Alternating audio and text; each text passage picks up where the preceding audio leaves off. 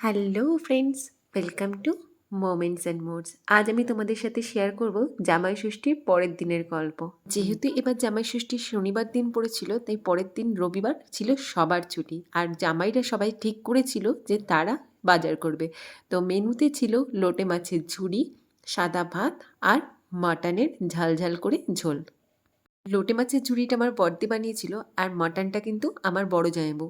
আগের দিন বড়দি কৌশিকের কাছে বায়না করেছিল দই খাওয়ার জন্য, তো কৌশিক আবার ওকে দই এনে দিল।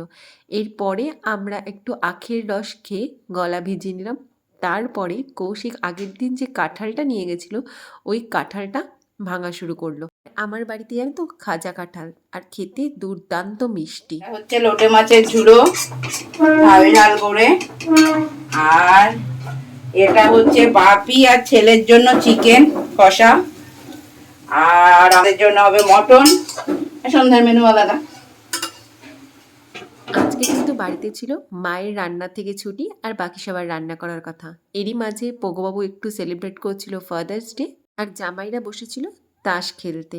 তারপরে আমরা লাঞ্চে বসে পড়লাম। লাঞ্চে ছিল একদম লাল লাল ঝাল ঝাল মাটন, লোটে মাছের ঝুড়ি, সাদা ভাত আর ডাল।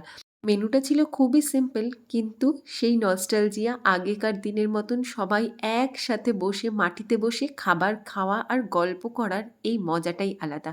ওই যে বললাম না মায়ের ছুটি, তাই সেদিনকে পরিবেশনের দায়িত্বে ছিলাম কিন্তু আমি। দায়িত্বটা মোটামুটি ভালোভাবেই পালন করেছিলাম। আর তারপরে ওই যে চিজ কেক বানিয়েছিলাম, সেই চিজ কেকটাই সন্ধ্যাবেলা সবাই খেয়েছিলাম। যেহেতু খাওয়াটা অনেক দেরি করে হয়েছিল, তাই সেদিনকে ডিনারটা অলমোস্ট সবাই স্কিপ করে দিয়েছিলাম। আজকের ভিডিওটা এই অবধি। সবাই ভালো থাকবে।